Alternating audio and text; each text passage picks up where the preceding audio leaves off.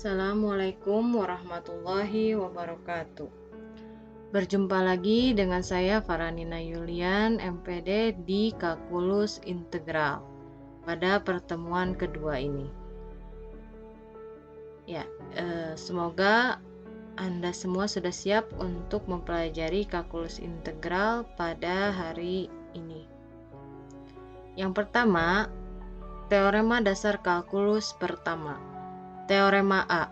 Teorema dasar kalkulus pertama, misalkan f kontinu pada interval tertutup a, b dan misalkan x sebarang titik atau variabel dalam a, b, maka d per dx atau diferensiasi dari integral dengan batas atas x, batas bawah 0, f dalam kurung t dt sama dengan f dalam kurung x. Selanjutnya adalah sifat pembandingan. Teorema B, sifat pembandingan.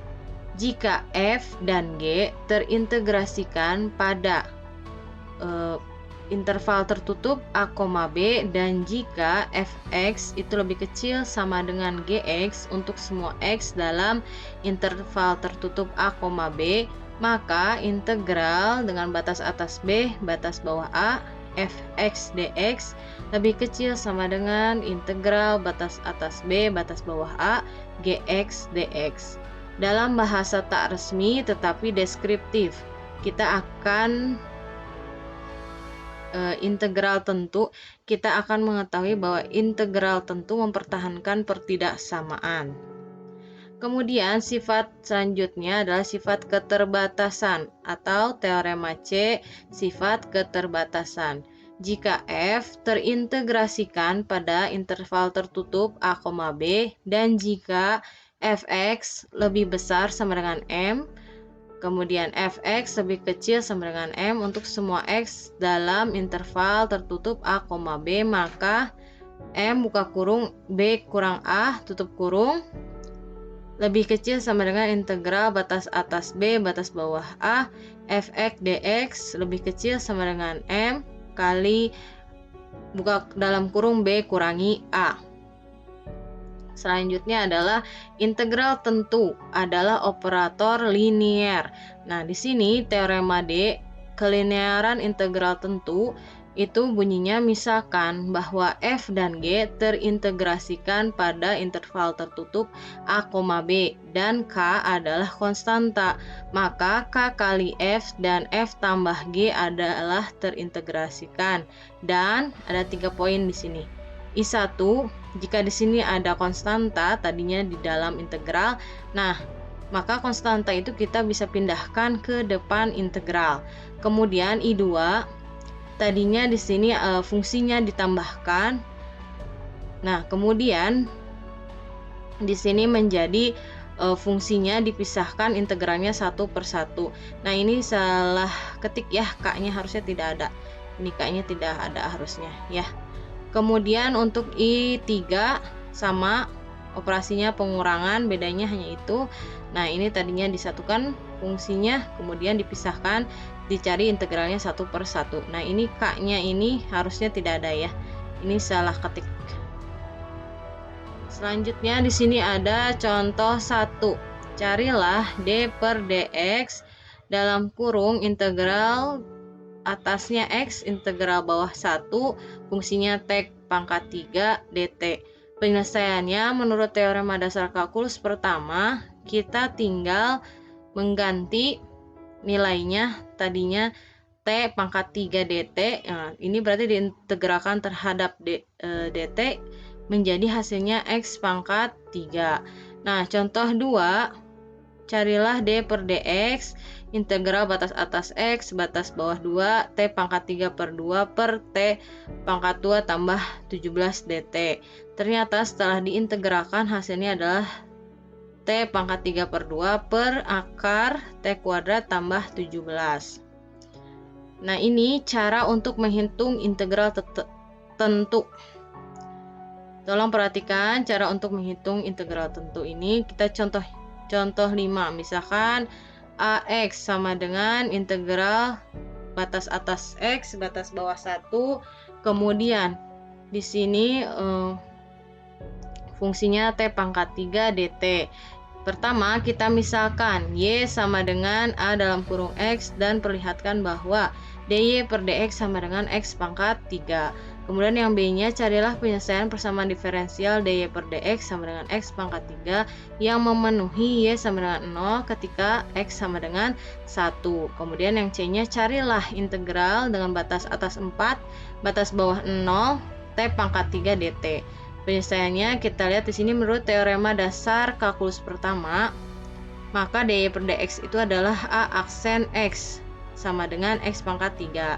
Kemudian karena persamaan diferensial dy per dx sama dengan X pangkat 3 dapat dipisahkan, kita dapat menuliskan dy sama dengan X pangkat 3 dx. Jadi ini dikalikan ya, dx ini dengan X pangkat 3. Selanjutnya, dengan mengintegrasikan kedua ruas memberikan Y sama dengan integral X pangkat 3 dx sama dengan X pangkat 4 per 4 tambah C.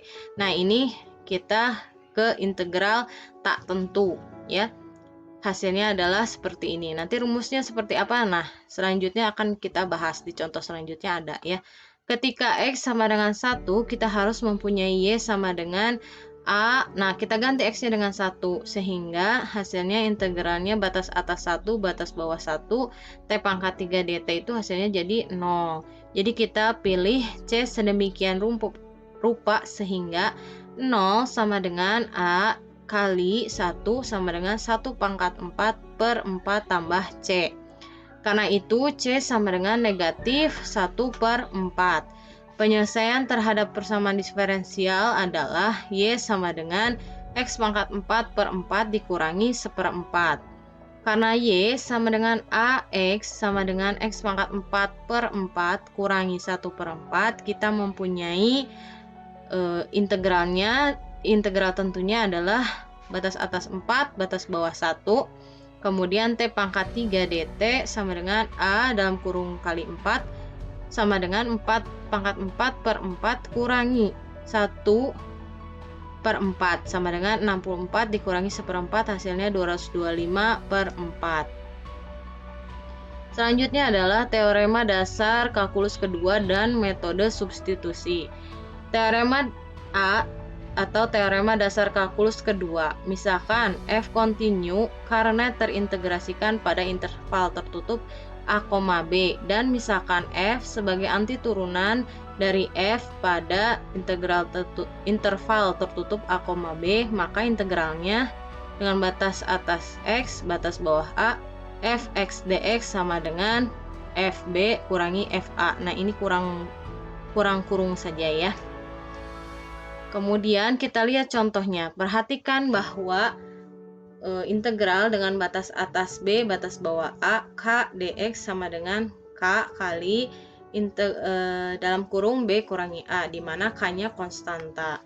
Penyelesaiannya fx sama dengan K kali X adalah suatu anti turunan fx sama dengan K. Sehingga menurut teorema dasar kalkulus kedua, nah ini yang akan kita gunakan ya, cara untuk mencari integral tentu dengan batas atas B, batas bawah A. Jadi hasilnya adalah FB dikurangi FA atau K kali B kurangi K kali A, atau K kali dalam kurung B kurangi A. Contoh di sini, hitunglah integral dari batas atas 2, batas bawah negatif 1 dengan fungsinya 4x kurangi 6x kuadrat dx. Dengan menggunakan teorema dasar kalkulus kedua secara langsung dan dengan pertama-tama menggunakan kelinearan atau teorema 1D. Penyelesaiannya yang pertama. Kita tuliskan lagi soalnya. Kemudian, nah ini ya tadi yang saya bahas. Untuk mencari integral itu, ini integral tentu. Bedanya integral tentu dan tak tentu itu hanya dalam penambahan C-nya saja konstanta. Kalau tentu, dia tidak ada tambah C di sini ya. Dia tidak ada tambah.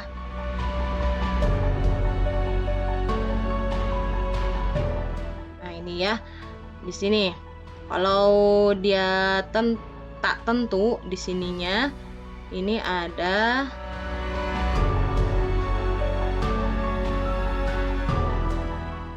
tambah C ya, tambahkan dengan C. Nah, karena ini adalah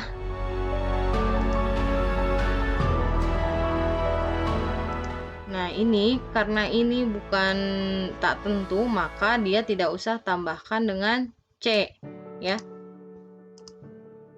Nah, ini tidak pakai C karena dia integral tentu.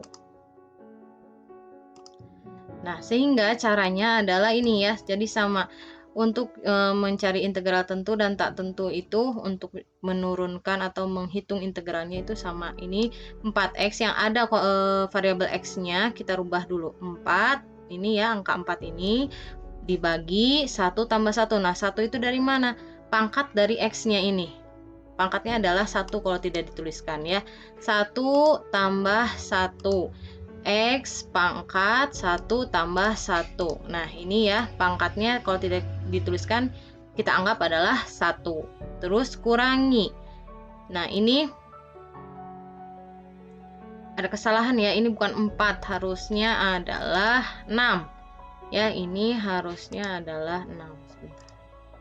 Nah, ini 6 ya.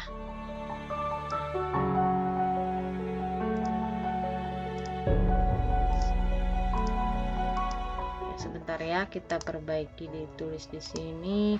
Ini harusnya 6. Ya, ini 6.